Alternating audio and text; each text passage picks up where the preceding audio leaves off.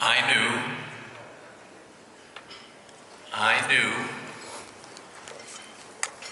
knew we were making some real progress with our BARRX ablation device when all the other esophageal guys around the country started waving back at me with all their fingers.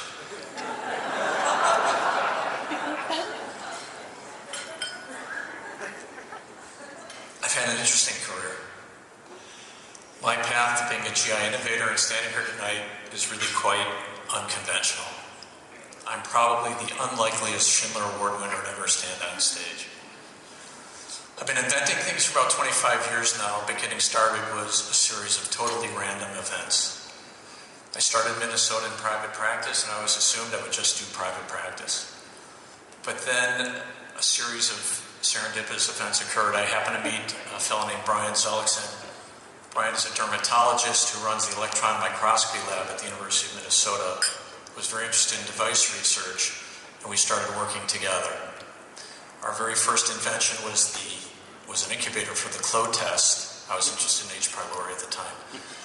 And it turned out that incubators are totally exempt from all FDA regulations. So we were able to build it and sell it within a few months. So we had an early, easy success, toasted ourselves, and we kept going. And then we invented a rotatable biopsy forceps and a specialized ERCP cannula. Just some little things, but I developed a little bit of a reputation as a device guy. Then one day, many years ago, out of the blue, I was asked to do some consulting for a cardiology company in Minneapolis. It was actually my partner, Paul Dickinson, who decided to go to law school. He was consulting with this company. He had no time to do it, so he asked me to do it. So it turned out that the company made gamma radiation balloons for irradiating coronary arteries to prevent angioplasty restenosis. This was before there were cardiac stents, and in those days, companies were radiating coronary arteries to prevent restenosis. Seems kind of crazy now, but that's what they did. So this company wanted some ideas for potential GI applications for their X-radiation balloon. So I gave them some GI ideas about putting energy through a balloon into the GI tract. But then, of course, cardiac stents came out, and then the company went bankrupt. But when the company went under, through some dumb luck, I actually ended up owning their GI patent for putting balloon-based electromagnetic radiation into the GI tract. That just sort of fell into my lap. So I was at dinner with Brian one night. I said, "Hey, Brian, we have this patent for a GI balloon with electromagnetic energy. What should we do with it?" So we decided we'd try to eradicate H. pylori using X radiation in a gastric balloon. Well, that didn't work out so well. But then, quite by accident, we discovered that H. pylori was photosensitive to 405 nanometer light, blue-violet light, and we started a company to eradicate H. pylori using a balloon filled with blue light. That company ultimately failed, but we kept the patent for delivering energy on a balloon for the GI tract, and then we switched to treating reflux using RF electrodes on a balloon. That became the original method patent for what became the Strata concept. After that, I became more interested in ablating Barrett's esophagus using balloon-based radiofrequency energy. It just seemed to me that it would be a better idea to endoscopically cure Barrett's rather than just watch it or remove the esophagus surgically. I really had no idea how controversial that concept would become. So that's how BARRX Medical got started in 1999, from a cardiac company to an electrode on a GI balloon. We worked out of my garage and funded everything with our own money. We just started by buying some raw steak from Byerly's grocery store down the street and burning meat in the garage. Honestly. And my wife, Carrie, who's here tonight, obviously will remember those days well. Brian and I in our lab coats burning meat in the garage. Then we moved to burning animal parts from a local butcher shop, and then we went to the animal lab and just tried different power and energy densities.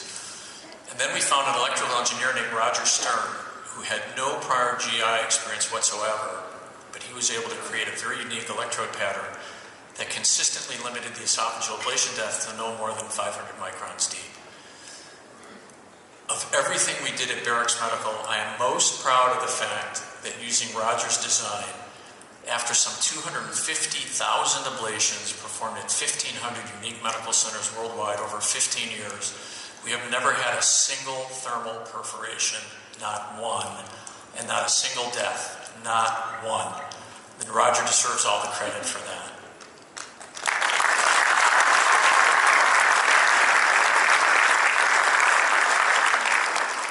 I did our very first BARRX patient cases in late November 2002. We struggled a bit. We didn't have a sizing balloon then. We had to invent that a few months later. So we had to estimate the balloon diameter just with my eye, and the cases actually didn't go very well. Our very first patient had prior chest radiation, and he didn't heal well post-ablation. So from that very first case led to our contraindication for prior radiation. And our second case had a BARRX stricture, and I couldn't keep the balloon in position. So after that second case, I was really a little bit depressed. I drove home. I remember telling my wife, honey, I just don't think this thing's going to work. And my wife, I think, said, yeah, you're probably right. No, I'm just kidding. She was phenomenal and talked me into continuing, and so we did. It took us 3 years to raise money for the company because everybody thought the idea would never work. That was a very difficult time. We had some very lean years. We finally found some money through a VC named Doug Kelly, whose dad actually died of adenocarcinoma of the esophagus from BARRX. We were able to hire Greg Barrett and Dave Utley, and they did a fantastic job running the company after that. And we were able to fund hundreds of BARRX publications, culminating in Shaheen's New England Journal Medicine publication, and helping redefine the world of BARRX. When we started commercially about 13 years ago, virtually everyone with high-grade dysplasia went to esophagectomy. And now with ablation along with EMR, virtually no one does. We're also able to clarify the role of low-grade dysplasia, and we showed that confirmed low-grade is also highly dangerous and should also be ablated. So I developed a little bit of a reputation as an esophageal guy locally, and a few years after we started BARRX, I met Todd Berg, former cardiac engineer, in January 2003. And Todd had no experience at all in GI, but he had this idea to use magnetic augmentation to treat the LES as a treatment for GERD. And I never told Todd this, I don't think, but I honestly at first thought the technology was kind of nutty. And at the time, I remembered the Niels Bohr quote, "I know your idea is crazy, I'm just not sure it's crazy enough to work." But Todd was very earnest. So I did a lot of work with Todd and his group, including Jerry Grudem, Bill Swanson, Tom DeMeester, later Amy DeRosier, Steve Bosrock, Brent Collins. And we were able to figure out the proper magnetic forces. And in February 2007, with our surgeon Dan Dunn, we performed the first case of magnetic sphincter augmentation in the world. That technology has continued to do very well. And we later got a New England Journal of Medicine publication for the novelty of that work. And I think that over the next few years, the BARRX technology will become the standard for reflux surgery. So it's been an amazing run over the last 20 years. Just amazing. The great novelist E.L. Doctorow once said that writing a novel is like driving a car through the middle of the night. You don't have to see the final destination or the ending. You don't have to see all the things around you in the dark. You just have to see as far as your headlights. You can make the whole trip that way and drive across the whole country just seeing a few feet ahead of you at a time. I really don't know if that's good advice for writing a novel or not, because I've never written a novel, but it's the best advice I've ever heard for being an innovator. You don't have to see the end game. You don't have to fill in all the details. You really just need to get interested in something and get started. Get in the innovation car and start driving as far as your headlights will let you see, and just keep going that way. I think it also helps to have no preconceived notions. And I was really lucky that I always worked with non-GI people. My partner and our engineers didn't know anything about GI. So we had no roadmap, and we looked at all the issues without any bias and with fresh eyes.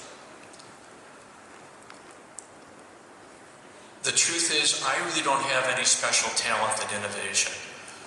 I never expected to be an inventor. I'm not a brilliant engineer or chemist or physicist. I'm really no more talented than anyone in this room. I just have a little bit of imagination and a whole lot of persistence.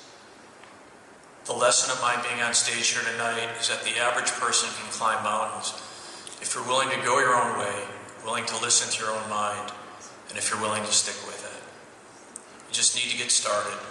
get in the innovation car, and just drive as far as the headlights will let you see. If you're like me, you won't get out of your garage very far that first day. But you just keep going, and that's it. And once you start going, don't ever stop. As Abraham Lincoln once said, I may go slowly, but I never go back. In 1999, Chris Gostow asked me to give a lecture at DDW. I remember the lecture vividly because it was during the ASGE presidential plenary session, and my lecture had to follow Peter Cotton, who got the Schindler Award that year. And I remember how emotional Peter was when he got the award. He broke down and cried, and it was at that moment I realized how meaningful this award is. It's an award that's given by your peers, and there's no higher honor than being recognized by your peers. If CJ had asked me that day in May of 1999 what my chances of getting the Schindler Award would be, I would have said it was likelier that I'd land on the moon. Well, here I am, standing on the moon. What an incredible honor to be able to share the same award given to CJ, Peter Cotton, and all the other honorees. I want you all to know how extremely grateful I am to receive this year's Schindler Award. I know a little bit about Rudolf Schindler. He helped develop the first semi-flexible endoscope. He was a Jew who was arrested and forced to flee Nazi Germany, and it ended up starting what later became the ASGE. I've always admired his career, and I'm glad I've been able to work in his society and continue on his path of innovation, even if I did get started a little bit late. I'd like to thank a few people who helped me along the way. My ASGE career started with Jim Frakes. In 1999, Jim appointed me chairman of the ASGE Health and Public Policy Committee, and I stayed there for 6 years, working with, among others, Dave Johnson, Jay Pop, and John Petrini, 3 future GI Society presidents, Maurice Cerulli, the Dean of New York City Politics, and a fellow named Pete Pardall. Pete was the only physician I've ever met in my entire life that subscribed to Medicare Part B news. And he read it. Colleen Schmidt and Brian Jacobson and Mark Pochapin, and I know I'm leaving people out, they all came later. We got a lot of good work done, and I do remember drinking a little bit of wine as well. So thank you, Jim, for that opportunity. After that, I went to the governing board for 3 years. Then I went to the foundation board working with Fran Tedesco, who was phenomenal. Then to the chair of the foundation board. All great fun, and we were able to do some important work for the society. After 15 years of work, I stepped down so I could spend some more time with my wife and children. I want you all to know how much fun I had working for the ASGE. I love the ASGE. We are, as they say, resident run. I love working with Pat Blake, Linda Tyler, Catherine DeTomo, Sam Haraz, with everyone there. Just a fantastic organization. Thank you so much for that opportunity. I'd like to recognize some of my heroes in medicine, mainly those who taught me to challenge things and not accept things at face value. From my University of Illinois days, Kerry Strom will remember the University of Illinois days. He helped get me through it. Thank you, Kerry. I'd like to recognize Stuart Rich, who first showed me how much fun you could have in medicine, and also Cliff Piltz. Kerry will remember Piltz. Piltz was the chief of medicine at the VA in Illinois, a cantankerous, grouchy SOB who taught us to challenge everything. Cliff once sat me down and in a very serious tone told me I'd never amount to much in medicine. So Cliff, right or wrong, and wherever you are, no doubt squatting on hot coals and roasting residents over an open pit, this one belongs to you as well.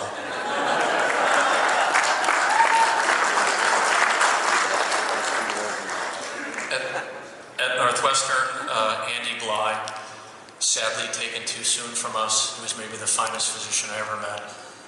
Andy made it to be editor of hepatology, and I know that made him very happy. And Peter Kurillis was there, who first got me interested in the esophagus. Thank you, Peter.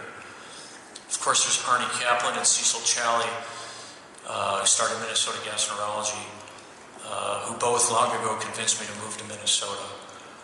Arnie was a very persuasive man. He could sell ice to an Eskimo, and he sure sold it to me.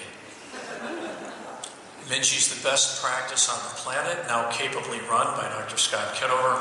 Thank you, Scott. And I'm really grateful to Arnie for getting me there. Really, he was like a second father to me, a great man. To Cecil Challey, who once told me how much fun I'd have working at Minji, and of course he was right. Thank you, Cecil, for being such a great mentor, a third father to me. To Dave Weinberg, a fourth father to me. And Scott, I can't mention everybody, but tell everybody how much fun I've had at Minji. I really appreciate everything you guys do. John Allen's here tonight. I want to recognize John. He's one of the most forthright gastroenterologists I have ever met. Courageous and strong and just phenomenal. He helped us so much when he was at the AGA. I can't say enough, John. Thank you very much for everything you did. To Dave Utley, Greg Barrett, Roger Stern, and Doug Kelly at BARRX, you all were as responsible for the success of BARRX as anyone, especially Roger, who carried us on his back through the lean years when none of us really knew if the company would fly. To Todd Berg and Tom DeMeester at Thorax, much of what I know about the esophagus I learned from both of you. Todd, a great innovator, and Tom, one of the all-time giants of the field. I can't describe the affection I feel for Brian Zellickson, one of my closest friends and my partner in the invention business, the best and most honest and most wonderful partner and friend you could ever wish for. And now to my family heroes, to my mother, who is here tonight, who really is my hero and convinced me to go into medicine. Thank you, Mom. I love you so much. My father, now gone, whom I love so much. You both taught me everything, and I owe everything to you. Especially my mom, who guided me my entire life and directed me into medicine. I love you, Mom. Thanks for always being there. To my wonderful children, Gabe, Zan, and Harlow, the greatest gifts of my life. I love you so much, and I've learned so much from you. To my boys, always remember that great players aren't afraid to take great chances. And to my daughter, Harlow, who taught me that life is improvisation.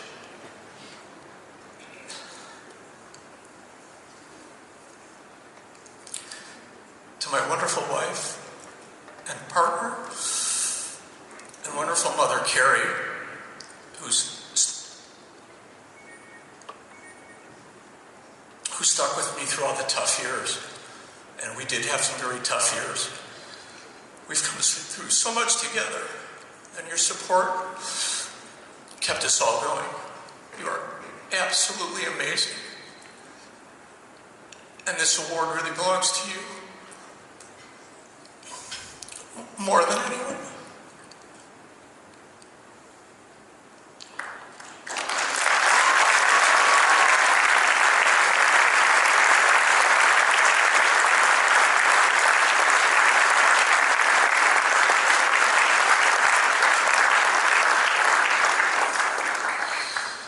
Words can't describe what you mean to me. I love you so much today, tomorrow, and always. I want to thank all of you again for this wonderful award, for the recognition, and for honoring my family and me tonight. I will never forget this evening. I wish you all much success in the future. God bless you all.